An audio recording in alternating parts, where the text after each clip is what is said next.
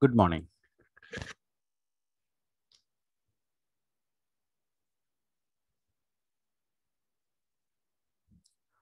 Now we discuss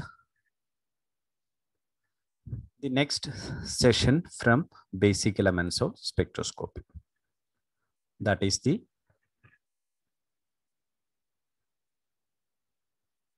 representation of the spectrum.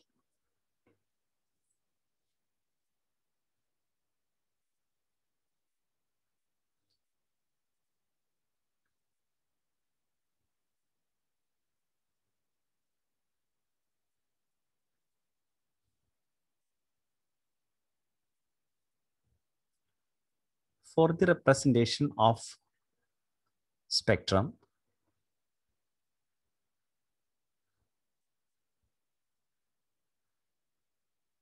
we use a device called grating spectrometer.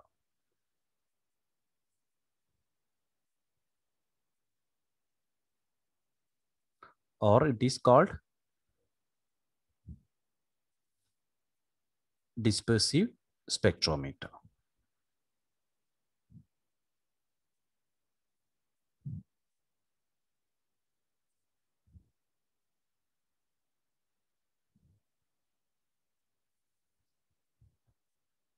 This is the basic structure of a grating spectrometer.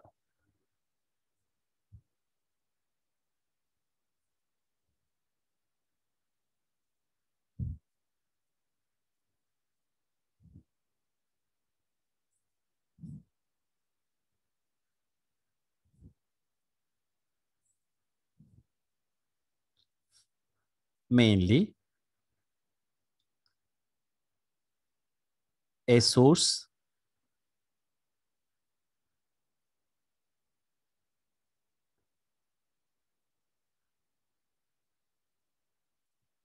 and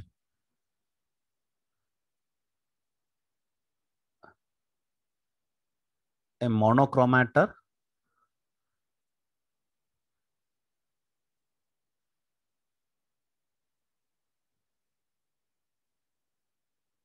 an amplifier, recorder, etc. It is the basic part.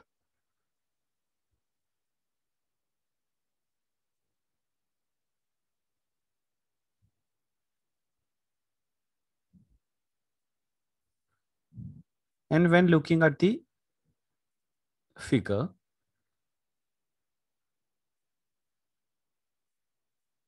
in detail,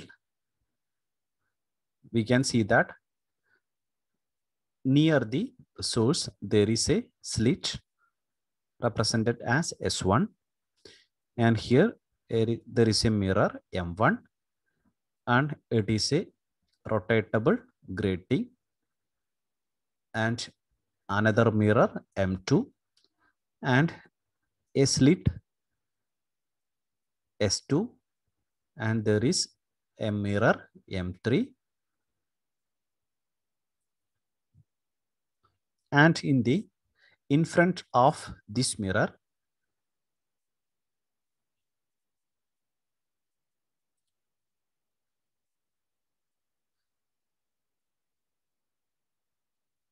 there is some thermocouple or photodiode, etc. Anything. We will discuss all the things in details.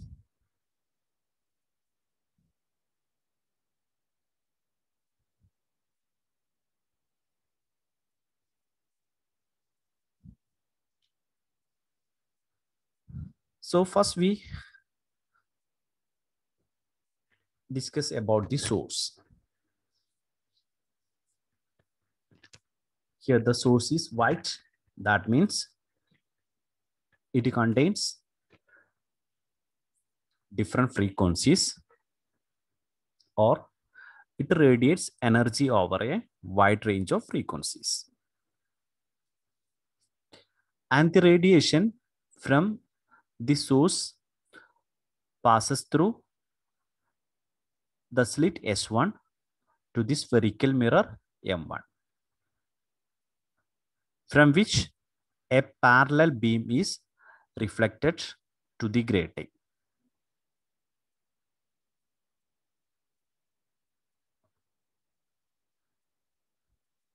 To achieve this, the slit must be placed at the focal length of the spherical mirror. Okay. Then, if the slit is at the focal point of the mirror, then we will get a parallel beam from the mirror. Okay. Then the parallel beam of light is incident on the grating.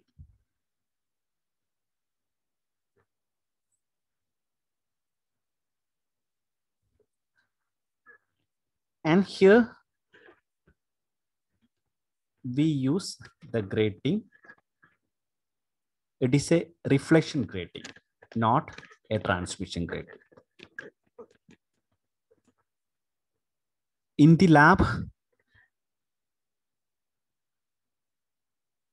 for experiment, we use transmission grating, and here in the grating spectrometer, it is a reflection grating.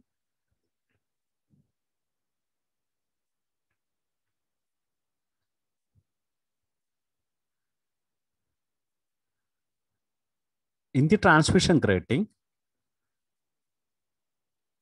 the different frequencies are transmitted at different angle.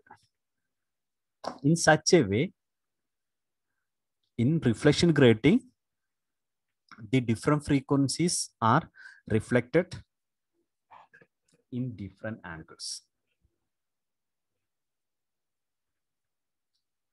Thus, when the grating is rotated, as shown,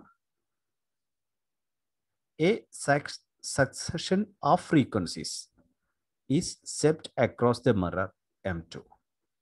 That is,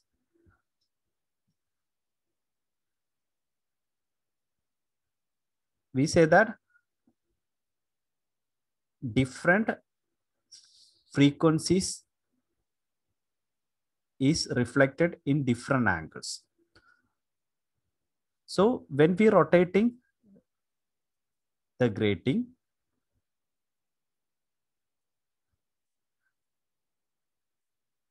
the frequencies hit on, or the light hit on the mirror M2 will have only a particular range of frequencies. And from the mirror M2, it is reaching at the slit S2, or it is focusing at the slit S2. For we place the S2 at the focal length of the M2. Okay. Then the light passes through the slit S2 and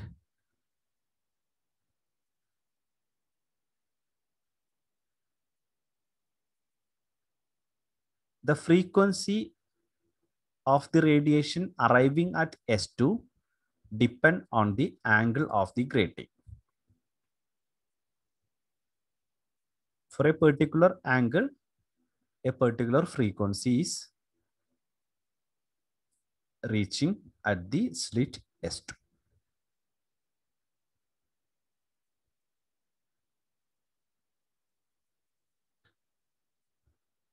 From the slit S2, the radiation falls on M3, by which it is focused onto the detector.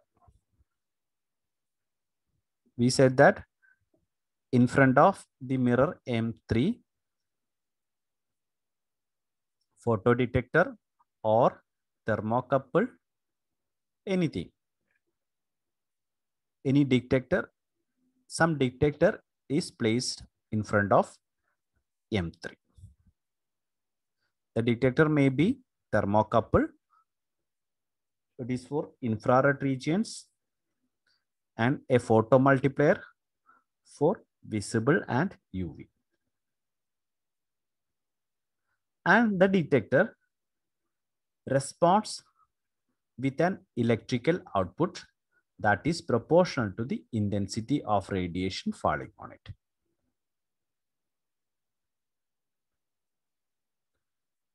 The detector is used to measure the intensity of the radiation reaching at M3.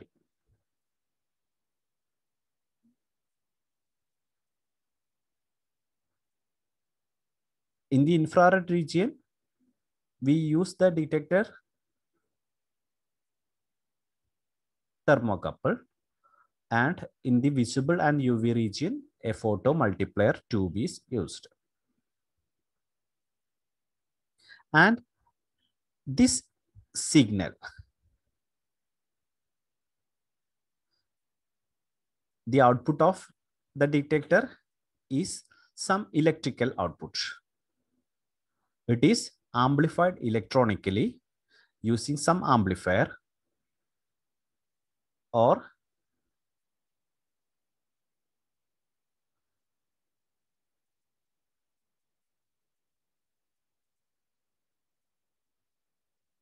this signal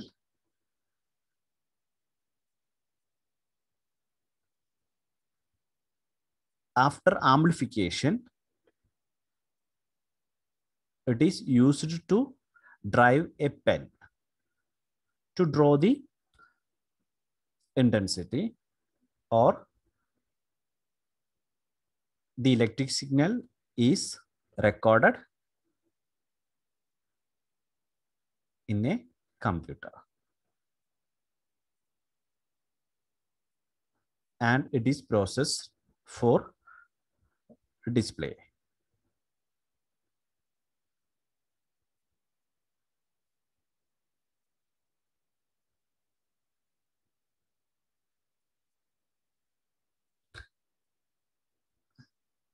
And here we discuss the operations once more. First, the source is white. It radiates energy over a wide range of frequencies, and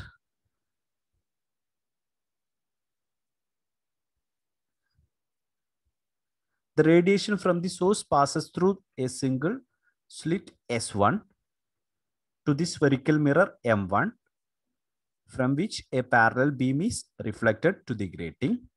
And here the grating is a reflection grating, and the different frequencies reflected from the grating at different angles. So when we rotating the grating, only a particular frequencies only reaches M2, and which is focusing to the slit S2. And the frequency of radiation arriving at S2 depend on the angle of the grating, angle of reflection of the grating. And from S2, the radiation falls on M3, by which it is focused onto the detector. The detector we use may be a thermocouple for infrared region and a photomultiplier for visible and UV region. The detector responds with an electrical output. which is proportional to the intensity of the radiation falling on it. And this electrical signal is amplified electronically, and which is used to drive a pen to record the spectrum, or it is collected and stored on a computer for later processing and display. So it is the operation, or it is the working of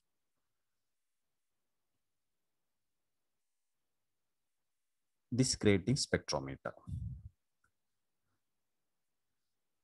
Then what will be the purpose of the slits? One is they provide a sharply defined image.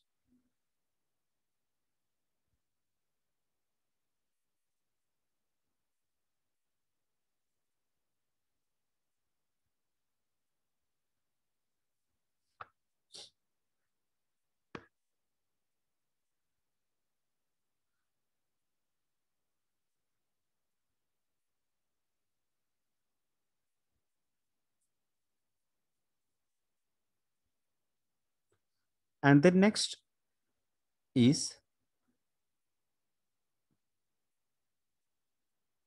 the resolving power of the instrument is increased by using the slit.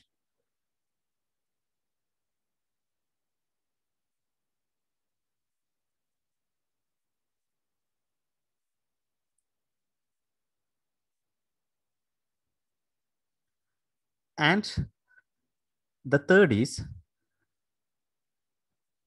they help to prevent stray radiations.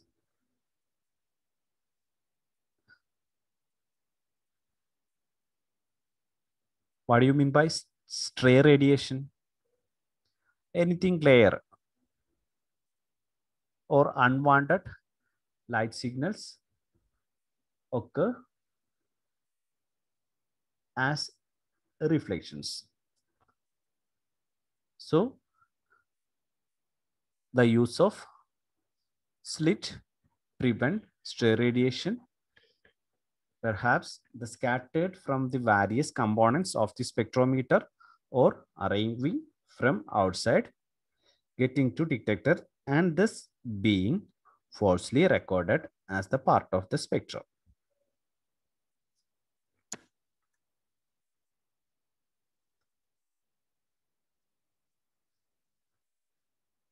The sample can be placed almost everywhere in the radiation beam. Here in the figure, we only discuss about the device only. This device is used to obtain an absorption spectrum.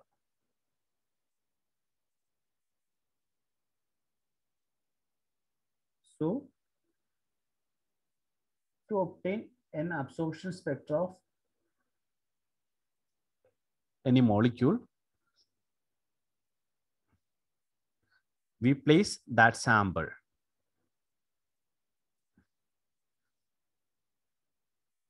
or we expose the sample to this radiation path. So the sample can be placed almost anywhere. But to minimize its size, the size of sample, it is often placed close to one of the slit.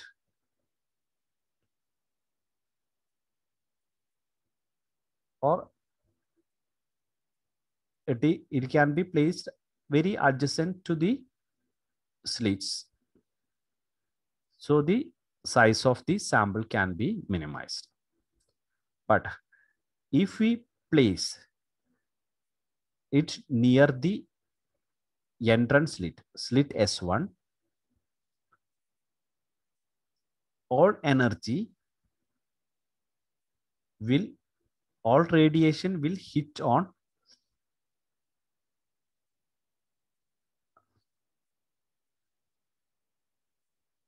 the sample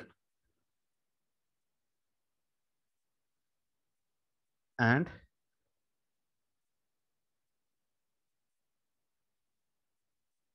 it may make any damage to the sample.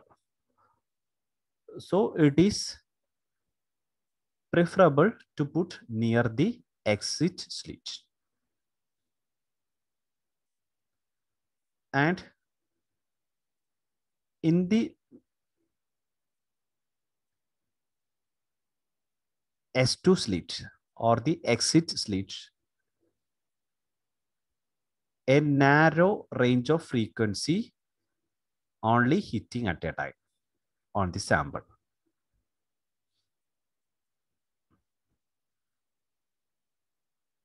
Near S1, it will subjected to full output of the source and may suffer some degradation from the intense heat or light. So the sample must be placed near the exit slit.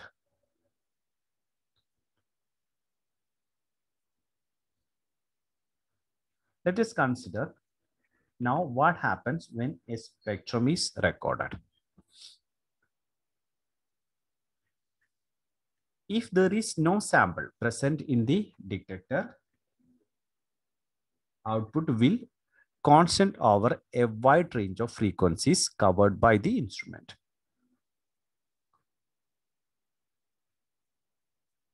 That is, if no sample is placed, no absorption take places.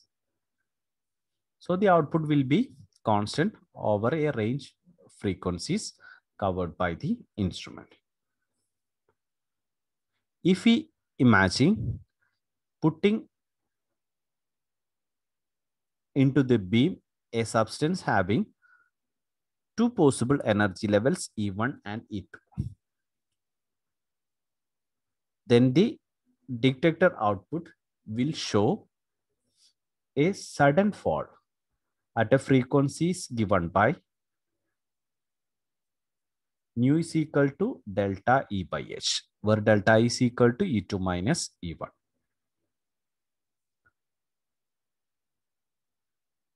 Since some energy at the frequency will be absorbed by the sample and will no longer reach at the detector.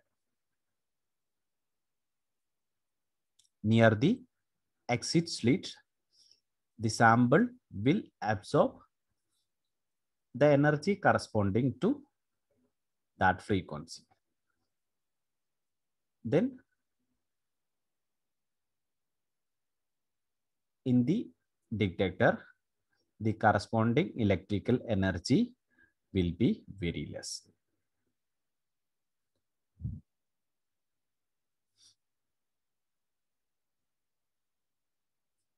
This is the ideal spectrum. In this graph, it is plotted in such a way that on the left, the detector output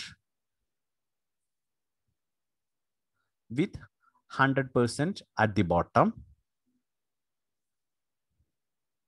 and on the right, the percent of the energy absorbed by the sample.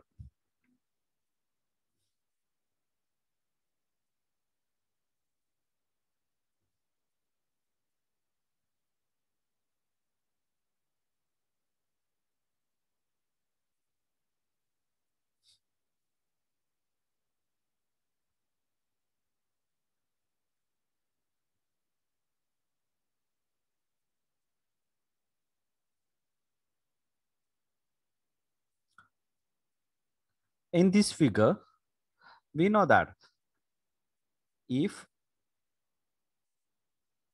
the energy is or the intensity missing from the radiation, that is absorbed by the sample. So this loss is gained by the sample. So this side, in the left side, it is the detector output. Okay. So detector output, it measure the radiations, the beam intensity. Okay. And if the energy for any frequency is missing, it will be absorbed by the sample, or that energy is absorbed by the sample, or its energy is increased. Okay. It is the ideal spectrum.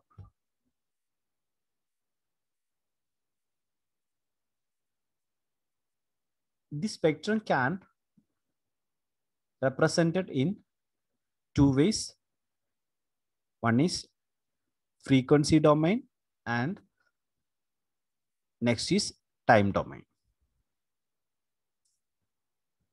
In the frequency domain, the detector output records against frequency, and in time domain, the detector output is recorded as a function of time.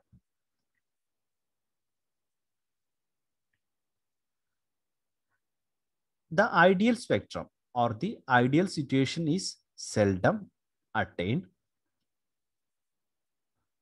Not only does the source emissivity vary with the frequency, but often the sensitivity of the detector is also frequency dependent.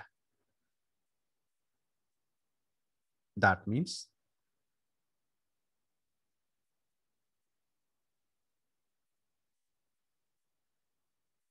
the efficiency or the sensitivity of the detector may vary in different frequency regions.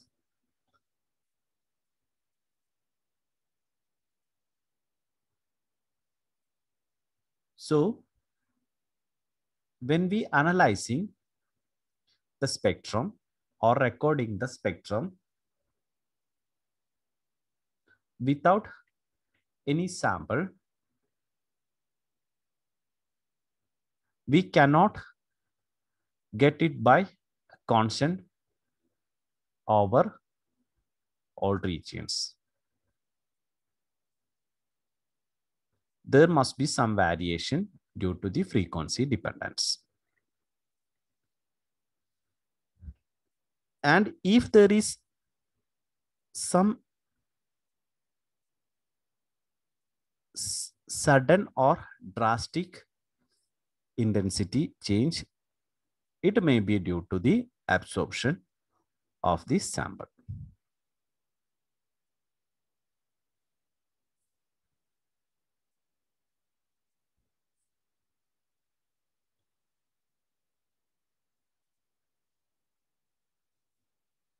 And the second thing is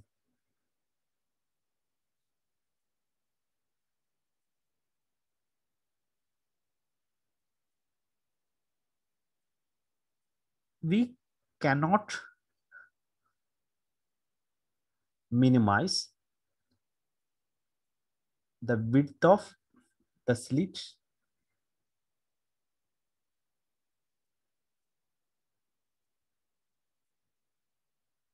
beyond a limit.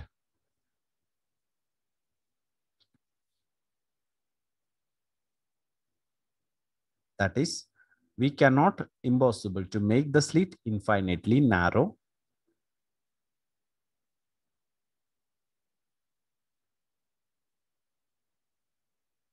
A range frequencies rather than a just single frequency falls on the detector at any given position of the grating.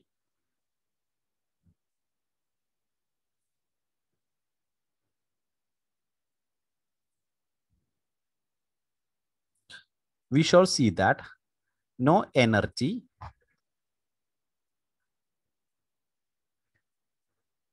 transition in atoms and molecules are absolutely sharp, but they always occur over a range of frequencies.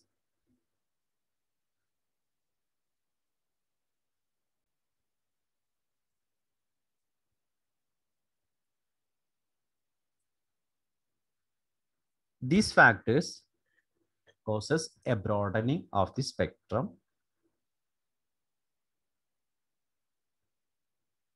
and this figure shows a practical spectrum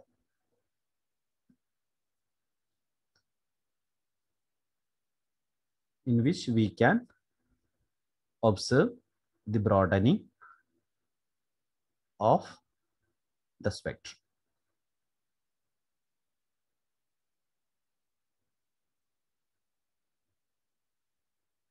When looking at the figure, we can also see some small peaks and troughs arising from randomly generated electrical signal in the detector,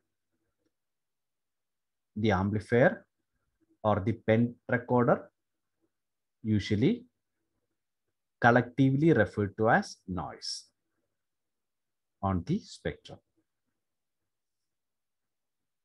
The noise means unwanted signals. So, in this grating spectrometer, also there must be some noises with the signals.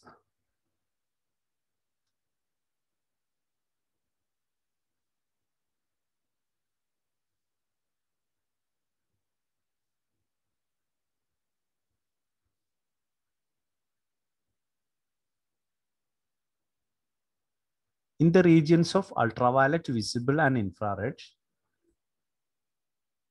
when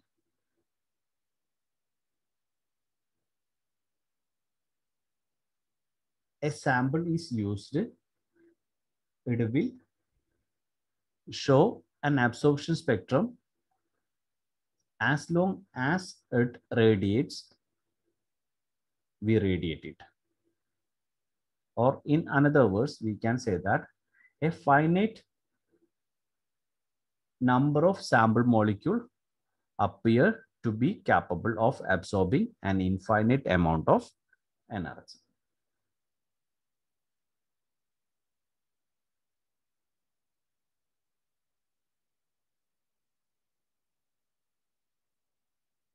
Plainly, the molecule must be able to rid themselves of the absorbed energy.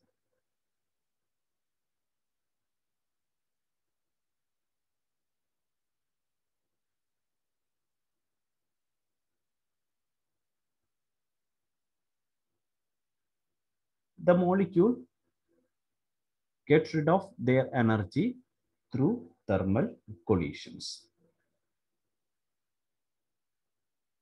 An energized molecule collide with neighborhoods and gradually lose its excess energy to them as kinetic energy. So the sample as a whole becomes warm.